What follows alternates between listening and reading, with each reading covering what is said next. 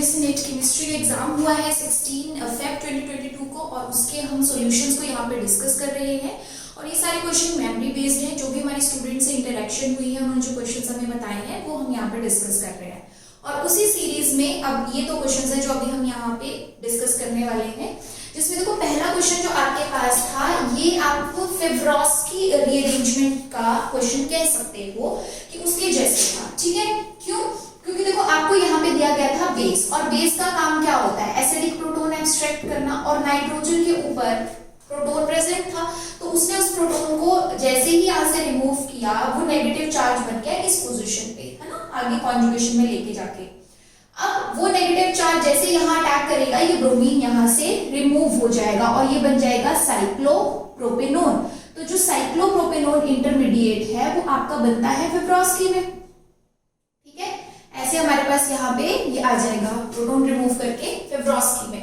And after that अब इस साइक्लोप्रोपेनोन ring की जो क्लीवेज है वो 2-3 फैक्टर्स पे डिपेंड करती है कि कोई और लिविंग ग्रुप प्रेजेंट है या नहीं, रिंग पे है, रिंग के बाहर है। और अगर कोई और लिविंग ग्रुप प्रेजेंट नहीं होता है तो हमारे पास जो यहाँ पे इसकी रिंग की क्लीवेज है वो डिपेंड करती है on the stability of carbanion. But अगर लिविंग ग्रुप प्रेजेंट हो फिर डिपेंड करती है कि उस लिविंग ग्रुप को हमें कैसे रिमूव करना है उसके अकॉर्डिंग। बट यहाँ सिंपल था कि कोई और तो न्यूक्लियोफाइल प्रेजेंट नहीं था, तो यही न्यूक्लियोफाइल वापस आएगा, कार्बोनिल पे अटैक करेगा और O नेगेटिव बनेगा। और जब O नेगेटिव बनेगा तो वो इस वाले बॉन्ड को ब्रेक करेगा।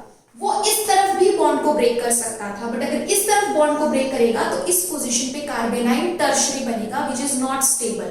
और इस पोजीशन पे आपके पास जो कार्बोनाइन बन रहा है वो अगर आप देखो तो फर्दर कॉन्जुगेशन में जा सकता है। मतलब इस नेगेटिव चार्ज को अगर आपने यहाँ पे ब्रेक किया तो इस बॉन्ड को तोड़ के इस नेगेटिव चार्ज को आप फर्दर रेजोनेंस स्टेबलाइजेशन में लेके जा सकते हो। दैट्स व्हाई ये वाला बॉन्ड आपका यहाँ पे ब्रेक होगा। और दूसरा ये भी था कि इसकी एरोमेटिसिटी भी इसको वापस मिल जाएगी। ठीक है, बट अगर कोई और लिविंग ग्रुप ना प्रेजेंट हो तो इस रिंग की डिसोसिएशन होती है according to the stability of carbanion. तो वही हमने यहाँ पे किया और उसको करते ही हमारे पास यहाँ पे नाइट्रोजन पे ये नेगेटिव चार्ज आ गया है और यहाँ पे ये 2 मिथाइल और ये double bond O and then NH and Me, और जिसकी वजह से नाइट्रोजन पे आ गया है क्या? पॉजिटिव चार्ज, क्योंकि वो न्यूट्रल फॉर्म में अटैक कर रहा है। बट यहाँ पे क्या है? Negative charge. तो एक वर्कअप वाली प्रोसेस हो जाएगी। इसको प्रोटोन चाहिए और इसके पास प्रोटोन एक्स्ट्रा है तो ये यहाँ से प्रोटोन डोनेट कर देगा तो ये न्यूट्रल हो जाएगा, और ये प्रोटोन एक्सेप्ट कर लेगा तो ये भी न्यूट्रल हो जाएगा एंड ये बन जाएगा आपका फाइनल प्रोडक्ट। तो नेमिंग रिएक्शन का ये क्वेश्चन था, काफी अच्छा क्वेश्चन था और इजी भी था, सिर्फ पहचानने की देर थी।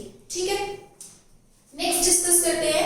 नेक्स्ट आपके पास 4+2 पेरिसाइक्लिक का क्वेश्चन है डील्स एल्डर का, जिसमें एक 4 पाई कंपोनेंट एक 2 पाई कंपोनेंट है और एरो के ऊपर आपको लुईस एसिड दिया गया है।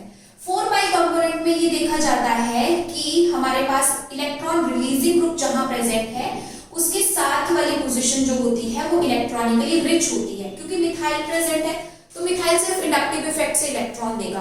अगर आपके पास OMe होता तो वो +R से दे सकता था। तो वैसे वो डिपेंड करता है कि किस टाइप का ग्रुप है। तो कंपेयर करो अगर दोनों एंड्स को, तो दोनों एंड्स में से ये वाली पोजीशन थी इलेक्ट्रॉनिकली रिच।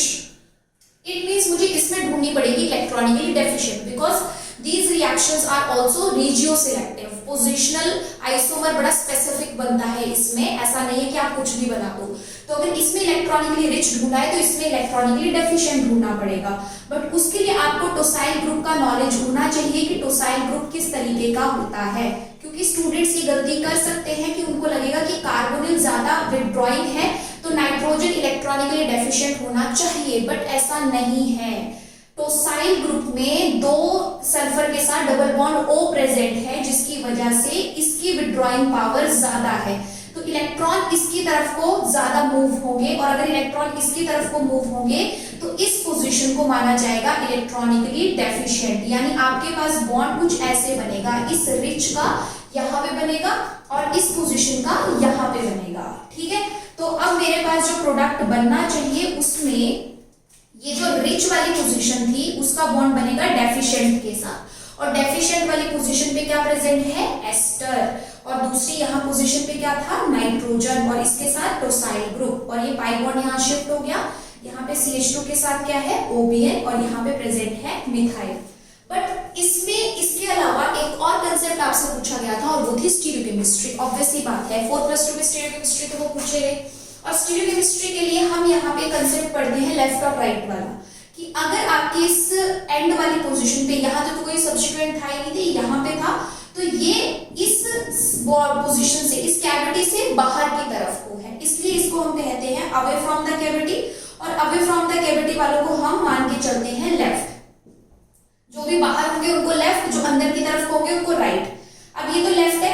अब मैं इस हिसाब से यहाँ पे इसको देखूं तो मेरे को लगेगा कि एस्टर भी डायनोफाइल में लेफ्ट राइट की तरफ को दिख रहा है, तो इसको ऐसे ही रखना चाहिए। बट मैं यहाँ पे ये कंसेप्ट नहीं भूलूंगी कि आपको रिएक्शन एंडो अप्रोच के साथ करवानी है। डायनोफाइल में जो विड्रॉइंग वाले सब्स्टिट्यूएंट्स हैं, these should be towards the cavity of diene.